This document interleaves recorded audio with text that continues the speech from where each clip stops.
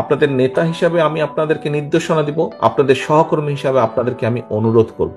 দেখুন, আমাদের কিছু কিছু সহকর্মীর মনে 5 তারিখের পরে একটি অদ্ভুত নতুন একটি অনুভূতি এসছে। কি মনে হচ্ছে যে আমরা বোধহয় সরকার গঠন করে ফেলেছি।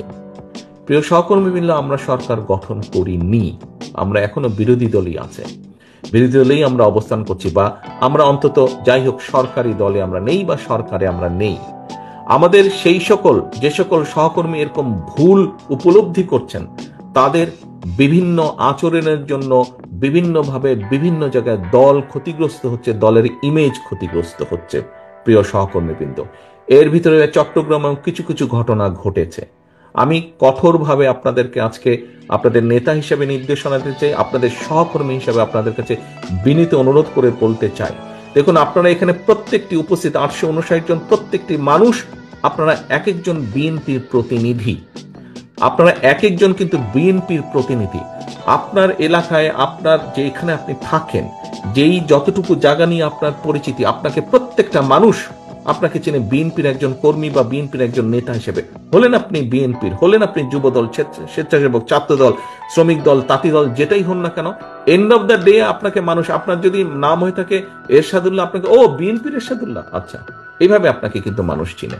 ও নাজিম, ও বিএনপির নাজিম, আচ্ছা, এইভাবে কিন্তু মানুষ আপনাকে চিনে। অর্থাৎ আপনি পরিচিত বিএনপির প্রতিনিধি হিসাবে।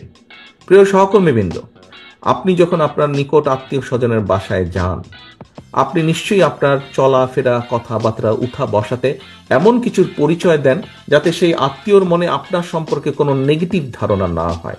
এটি নর্মালি আমরা করি না, এটি নেগেটিভ ধারণা না হয়। সহকর্মীবৃন্দ, আপনি যখন এলাকায় পরিচিত বিএনপির প্রতিনিধি হিসাবে, কেন আপনি এমন কিছু করবেন? আপনার যেই কথা, আপনার যে বিহেভিয়ার, আপনার যে কাজের দ্বারা দলের ইমেজ, দল ক্ষতিগ্রস্ত হবে, কেন আপনি এটা করবেন?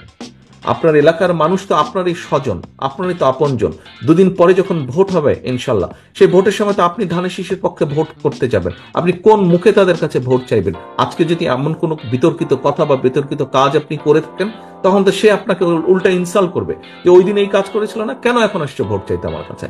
এই কথা আপনাকে শুনতে হবে। আমাদের পক্ষে সম্ভব না। আমরা বিশ্বাস করি না দামি নির্বাচনে, আমরা বিশ্বাস করি না নিশিরাতের নির্বাচনে, আমরা বিশ্বাস করি না ব্যালট চুরির নির্বাচনে।